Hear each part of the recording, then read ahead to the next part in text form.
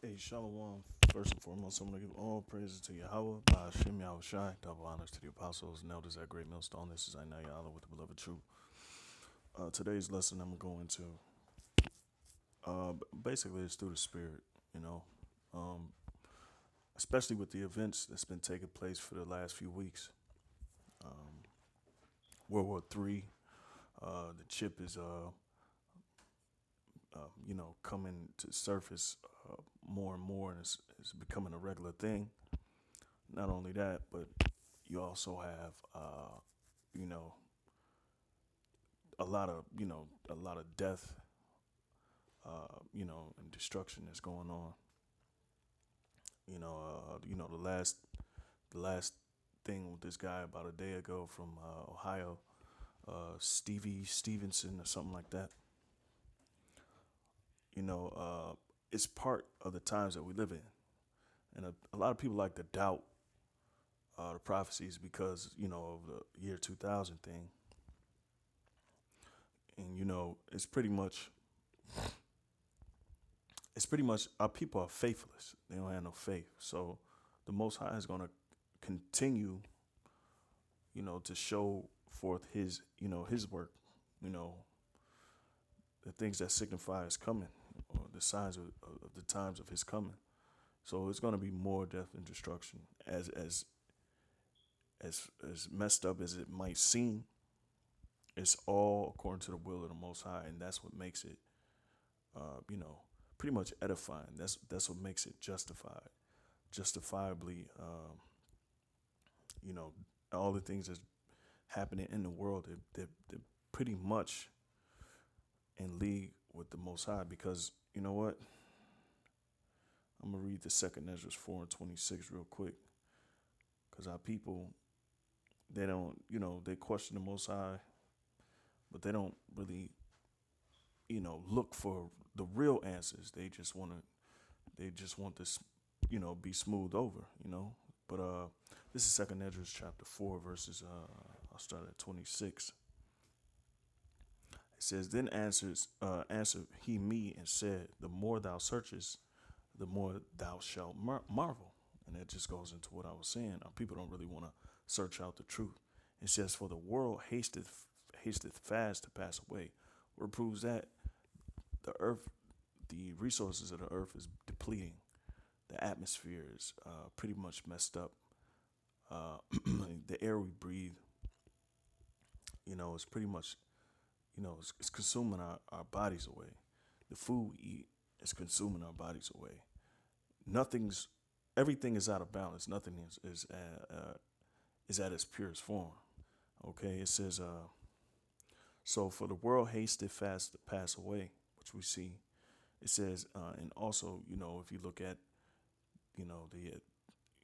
the world throughout the world, if you see the tropical forests and the depletion of the tropical forests in Indonesia and South America, one of the last, pretty much one of the last tropical forests in the world. We even losing that. It's like, yeah. So it says, verse 27, "And cannot comprehend the things that are promised to the righteous in time to come. All right, for this world is full of unrighteousness and infirmities." So even our people, they really can't see the kingdom, and they, they definitely can't see the kingdom, coming from us, and the Most High setting us up, because everything that they look for and hope for, we pretty much not it. We don't fit their criteria of being, uh, men of the Lord, or the Most High putting us in the kingdom, or a kingdom at all. You know, and that's why it's the Most High will over everything, because the Most High's will, it trumps uh, these people's vain opinions and their vain thoughts. Everybody's out for themselves, really. And when the times of threshing, and which we see now, the death and destruction, randomly people randomly getting killed by Jakes. Jake's going crazy over these women. We've been saying it, man. We've been saying that, you know that Jake is they just gonna wild out and start doing random things, man. We've been saying it for years, man.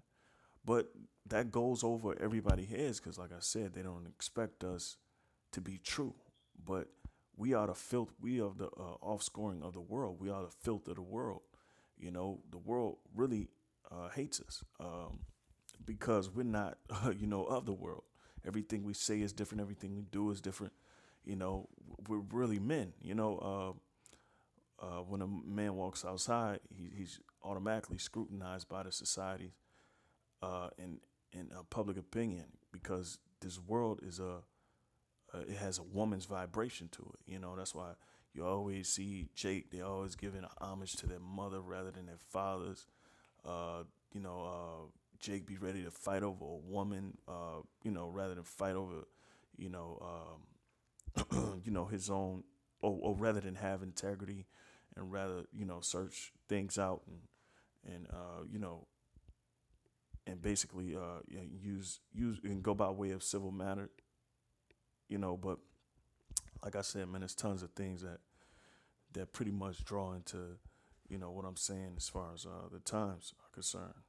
So verse 27, and cannot comprehend the things that are promised to the righteous in the time to come. See, they have no understanding. They can't comprehend what the Most High have set up for us in these last times, because he's gonna basically he's gonna wipe out the 2/3 of our people, and we're gonna start over from scratch. He's gonna build a nation, starting with his elect men. He's gonna build a nation, you know, basically from scratch, man. So it ain't no being united here in America. The elect only the elect is gonna be united because we have one mind. It says, "For this world is full of unrighteousness and infirmities, and infirmities is the weak nature." All right, people. The more we get closer to the end, the weaker people become, spiritually, mentally, even on an intellectual level, but more overly, spiritually, because they can't discern. There's no discernment. They get emotional. Everybody's for themselves. They think what they basically do things with their own intentions behind it and not really regarding what the Lord is saying. So it says, but verse 28, it says, "But as concerning the things whereof thou askest me, I will tell thee." And it goes back to what we were saying on the highways and byways Saturday. You got to be a certain a special breed of men to to to to accept this and to to be in the truth. You know, the truth is not a cakewalk. We get temptation. We get tribulation every day, every second of the day, fighting against demons, fighting against ourselves. Moreover, our own thoughts. We got to rebuke ourselves, and we always got to revert back to the scriptures.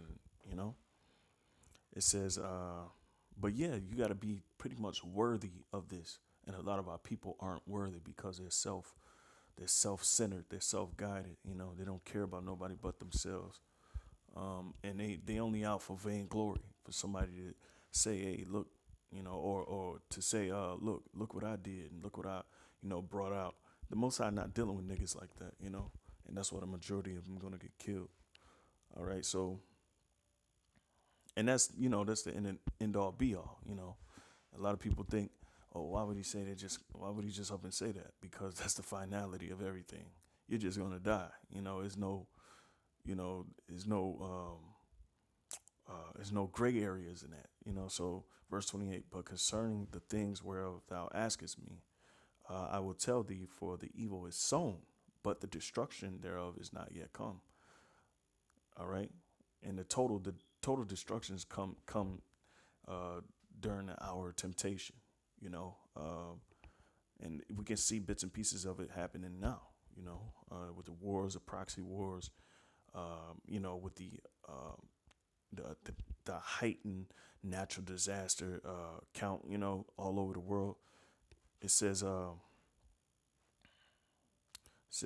"If therefore," verse 29, "that which is sown be not turned upside down," meaning our current state, our current existence, our current social order, or you know if this is not turned upside down, meaning you know what that means. When you turn stuff upside down, everything falls apart. So if seeing people getting randomly killed, randomly chosen to be killed, the Most High is doing that. He's putting the spirit, because you have to have a certain spirit on you to just up and just kill somebody. You just can't do it. You know, you got to have a demon put on you to do those things, man. A regular person in their regular mind just can't go and kill nobody. The Lord is putting the spirit on people to do that because of the times we living in. These, like I said, the closer we get to the end, the more people start to lose their rational mind. The more people start to become unruly. Like the Jamaican says, unruly. That's a term that they use. You know, basically just being out of your wits, just uncivil, man. As you can see, man. But those are the certain signs we can see to say, okay, damn, we really getting close. This is really absurd. We ain't never really seen nothing like this to this extent. So it says, and if the place where evil is sown pass not away, then cannot it come that is sown with good. So if we don't see these things being turned upside down, the evil has to be, that right now is evil to our eyes. We see it as evil, but the people that basically walk in the evil, or bask in it, or are of this world, the scriptures say they walk on in darkness. They know not what they stumble at. So these people think everything is all cool, everything is all hunky dory, and everything is, you know, basically okay, and that their existence is going to continue. But that's not what's going to happen. The Lord is going to use. You're going to see more evil things happen to this evil society. You know, it's like a paradigm, two paradigms happening at one time.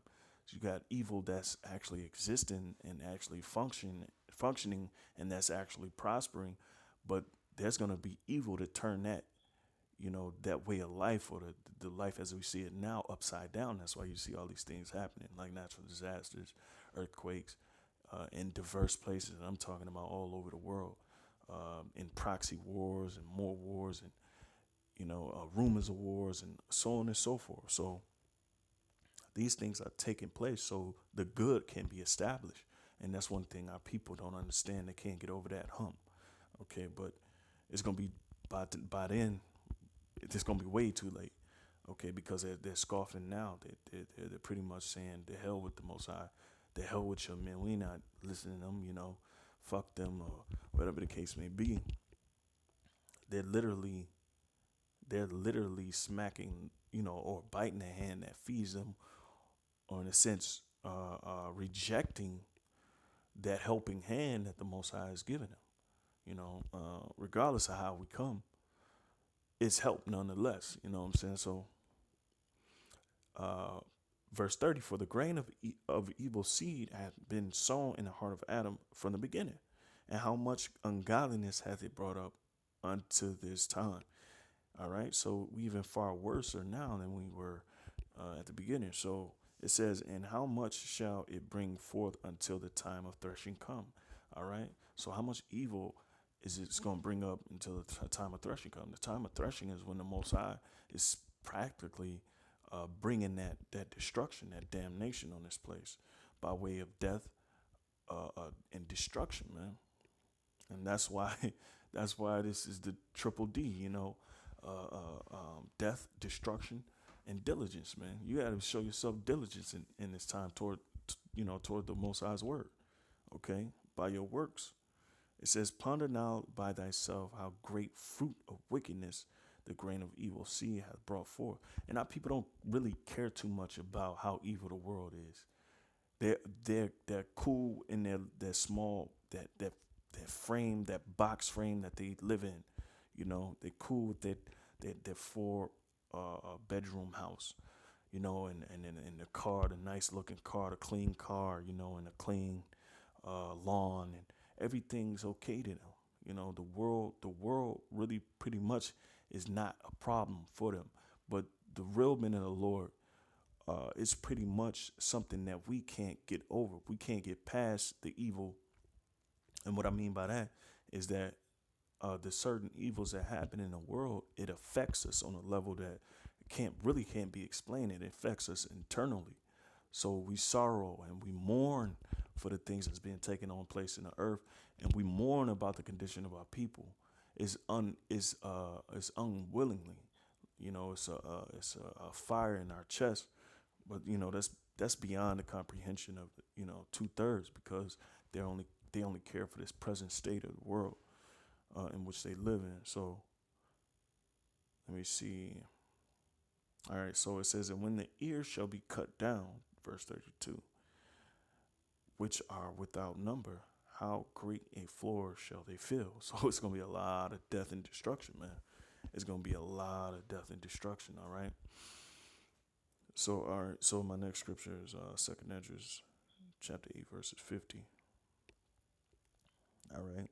And this is pretty much in the spirit. It says, for many great miseries shall be done to them in the latter time shall dwell in the world, because they have walked in great pride. And you see that with our people. You see that. All right. You see them, the character of our people, how they don't care. You can't even communicate with our people without them being offended, or without them being lousy towards you. And it's just in a way where really truth is not being talked about, or it's not, pretty much it's not the topic of discussion. It's just more wickedness and more wickedness, as you see our people into, they get into homosexuality and lesbianism. And then you got some of my people who are bisexual, and they don't, they think it's okay to dib and dab in certain of these perverse things in the world. And it pretty much for them is just, they just having fun, and it's on so many levels and so many different worlds when you deal with the wickedness. But they're walking in great pride, man. They're walking in great pride, man. And there's nothing stopping them, man, from doing what they want to do. It says, but understand thou for thyself, verse 51, and seek out the glory for such as be like thee. So there's certain individuals on this earth who see the same glory, who see the same thing. Not everybody. Verse 52, for unto you is paradise open. The tree of life is planted. The time to come is prepared. All right, so the Most High has already prepared the kingdom. That which is done in heaven shall be done on earth.